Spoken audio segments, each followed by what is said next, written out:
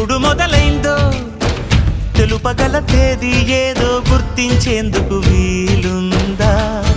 ప్రణయం ఎవరి హృదయంలో ఎప్పుడు ఉదయిస్తుందో గమనించే సమయం ఉంటుందా?